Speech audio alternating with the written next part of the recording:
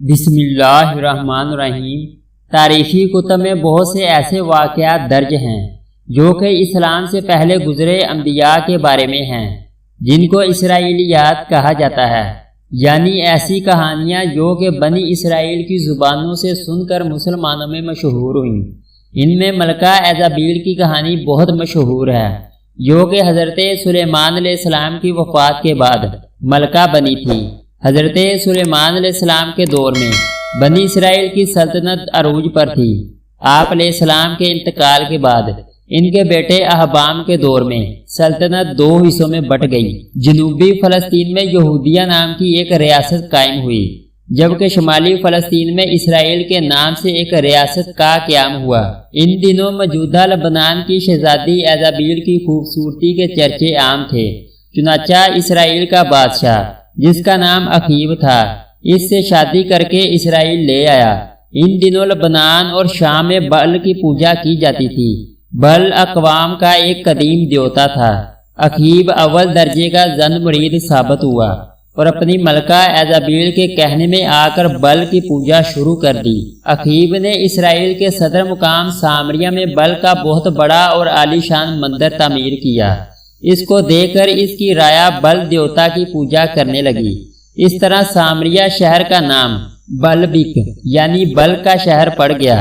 پورے ملک میں بل کی عبادت گاہیں تعمیر ہو گئیں اور اس کے نام پر قربانیاں دی جانے لگیں، اور یوں یہودی حضرت موسیٰ علیہ السلام کے بتائے ہوئے دین سے منحرف ہو گئے۔ ایسے وقت میں بھی چند اللہ والے لوگ تھے جو لوگوں کو برے کاموں سے روکتے اور اللہ تعالیٰ کی طرف بلاتے۔ انہی حضرات میں ایک نیک بزرگ یرمیہ بھی تھے۔ بل کی پوجا کے ایک خاص دن ملکہ ایزابیل اور بادشاہ اخیب بل کے مندر موجود تھے اور پوجا زور و شور سے جاری تھی۔ تب یرمید اخیب کے پاس آئے، اسے سمجھانے کی کوشش کی کہ بت پرستی چھوڑ کر اپنے دین حق کی طرف لوٹ آئے۔ اخیب تو اس بات پر خاموش رہا، مگر ملکہ ایزابیل پوجا میں خلل ڈالنے پر بھڑک اٹھی اور اپنے سپاہی کا نیزہ لے کر حضرت یرمیہ کے سینے میں گھونپ دیا۔ آپ ایک دل خراش آہ کے ساتھ زمین پر گر گئے، مگر آپ کی نظریں بدستور ایزابیل پر جمی رہیں۔ آپ نے مرنے سے پہلے ایزابیل سے کہا کہ تو نے مجھے حق گوئی کی پاداش میں مار ڈالا ہے، اب تو انتظار کر جب تو اسی طرح ماری جائے گی اور جنگلی کتے تیرا گوشت نوچ نوچ کر کھائیں گے۔ اس کے بعد زن مرید اخیب اور ایزابیل وہاں سے چلے گئے۔ اس واقعے کے بعد اہل ایمان کے حوصلے کافی پست ہو چکے تھے۔ وہ دیکھ چکے تھے کہ ایزابیل کا ان کے بادشاہ پر کتنا اثر ہے۔ وہ خوبصورت ہونے کے ساتھ ساتھ انتہائی مغرور اور شفاق بھی تھی۔ صرف ایک عورت نے پورے بنی اسرائیل کو بت پرستی کی راہ پر ڈال دیا تھا۔ اس کے بعد اللہ تعالیٰ نے حضرت الیاس علیہ السلام کو بنی اسرائیل پر نبی مبعوث کیا۔ حضرت الیاس علیہ السلام جلات شہر کے رہنے والے تھے۔ بائبل میں آپ کا تذکرہ ایلیا نام سے موجود ہے۔ آپ سامریہ میں اخیب کے دربار میں تشریف لے گئے اور اسے سمجھانے کی کوشش کی، لیکن اخیب اور اس کی بیوی نے آپ کی ایک نہ سنی اور کہا کہ اب عظیم بل ہی ہمارا دیوتا ہے۔ یہ سن کر آپ وہاں سے سرزمین عرب کی طرف تشریف لے گئے اور وہاں تبلیغ کرنے لگے، لیکن آپ کے جانے کے بعد سامریہ میں بارش تو دور، اوس تک پانی بند ہو گئی۔ بل کے نام پر خوب چڑھاوے اور قربانیاں دی گئیں، مگر نتیجہ بے سود۔ قحط اتنا بڑھ گیا کہ لوگ لوٹ مار پر اتر آئے، یہاں تک کہ بادشاہ کے محل کا گھراؤ کر دیا اور اس کے کچھ حصوں کو آگ لگا دی گئی۔ اب بادشاہ انتہائی پریشان ہوا اور حضرت الیاس کو ڈھونڈ کر ان سے بارش کے لیے دعا کی درخواست کی، لیکن یہ بات ایزابیل اور بل کے پجاریوں کو ناگوار گزری اور وہ حضرت الیاس علیہ السلام کی مخالفت پر اتر آئے۔ حضرت الیاس نے تجویز پیش کی کہ تم اپنے معبود بل کے نام کی قربانی دو اور میں اللہ کے نام کی قربانی دوں گا۔ جس کی قربانی قبول ہوگی اسی کے معبود سے بارش کے لیے دعا کی جائے گی اور دوسرے فریق کو سزائے موت دی جائے گی۔ اس زمانے میں دستور یہ تھا کہ قربانی کا جانور ذبح کر کے ایک میدان میں چھوڑ دیا جاتا۔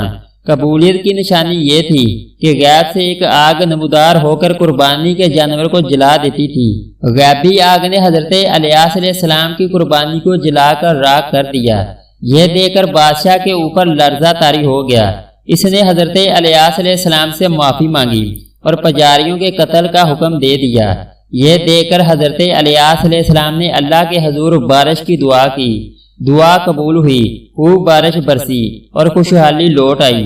اخیب محل لوٹا تو ایزابیل نے اسے دوبارہ گمراہ کر دیا اور دونوں حضرت الیاس علیہ السلام کی جان کے دشمن بن گئے، اور یہ ملک دوبارہ بت پرستی، شراب نوشی، زنا اور دیگر برائیوں کا مرکز بن گیا۔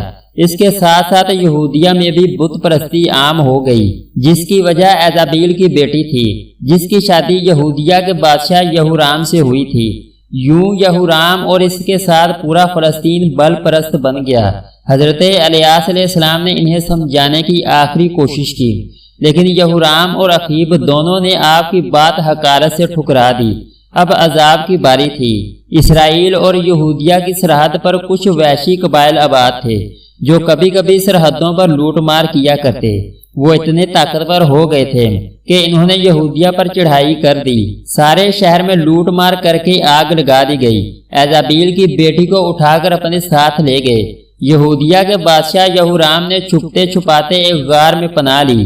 یہاں اسے ایسی بیماری لاحق ہو گئی کہ اس کی آنتیں اس کے جسم سے باہر نکل آئیں۔ ان وحشی قبائل نے اسرائیل کا رخ کیا اور خوب تباہی پھیلائی اور ہر گھر کو اجاڑ کر رکھ دیا۔ اخیب بادشاہ اور اس کی بیوی کو قتل کیا گیا۔ لوگوں نے وہ منظر بھی دیکھا کہ اس کی لاش میں ایک نیزہ لگا ہوا ہے اور اس کی لاش کو جنگلی کتے کھا رہے ہیں۔ اس وقت اہل ایمان نے جان لیا کہ یہ ایک نبی اور اللہ کے ولی کی بددعا تھی جس نے ان کو اس حال میں پہنچایا۔ اگر آپ کو ہماری ویڈیو اچھی لگے تو اس کو لائک اور سبسکرائب کر دیں۔